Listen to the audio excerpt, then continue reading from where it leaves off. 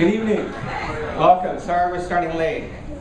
I was talking to David Wolf, who's been an HPNG supporter for 1,000,000 years, and although we've only been around for 9, David and I were talking about, it's like, does it really matter if something is branded and you receive something, an email, an invitation saying HPNG Latino Leaders event featuring so-and-so, or HPNG Entrepreneurs featuring so-and-so? Does it matter, or does it? Or is it just more about just the content and the speakers? If it matters, like, yes, I want to know the difference between a Latino leader event and an entrepreneurs event. I want to know, like, this is what I'm getting myself into. Some feedback from folks saying, I don't really care that it's an entrepreneur event, it's just you have great speakers. But it does make a difference, and I've noticed, the Latino leaders tends to kind of, but that's all right. One of our speakers is Latino, and another one is an honorary Latino, so it's good enough.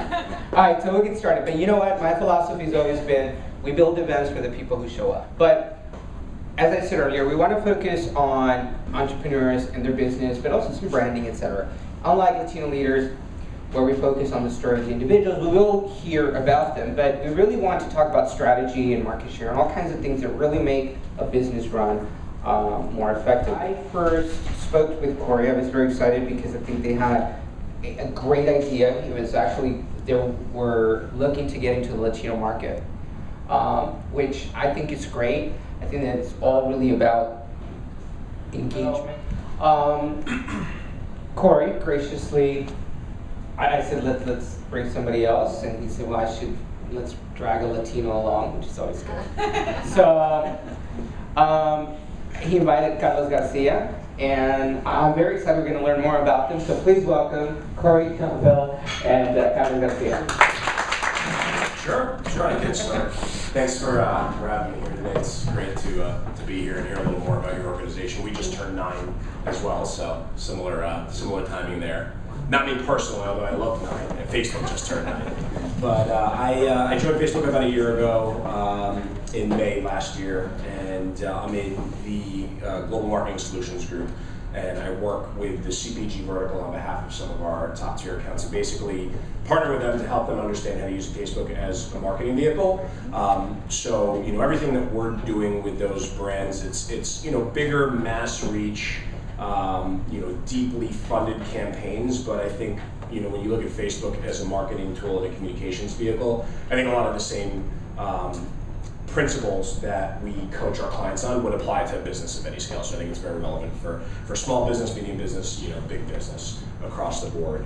Prior to Facebook, I spent 9 years in television sales at Univision, and some familiar faces in the crowd from the Univision crew. So a little bit of a different thing that we're doing over at Facebook, but interesting to be on very different ends of the media spectrum. Prior to that, I started my career at MasterCard International, working on brand management over there, basically working on making the priceless campaign ads. So I went from the creative side of the media business, or the creative side of the advertising business, to the media sales side. And it's been a great run. That's a lot to follow up,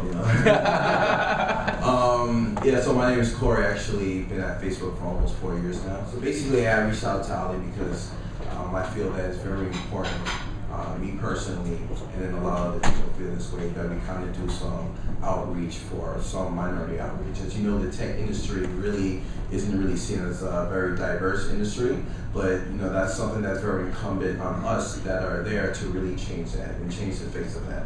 So that's something that I'm very passionate about, and also entrepreneurship is very passionate about, because now we know that I believe in 2040, the United States is going to be a majority brown country, but actually that's just in terms of percentage of people, but that doesn't mean anything when it talks about economic power, voting power, those things. So a lot of things have to be changed really early on, and that we can actually collaborate and find like a core group of people who actually have those same thoughts, and then we can really start making some change.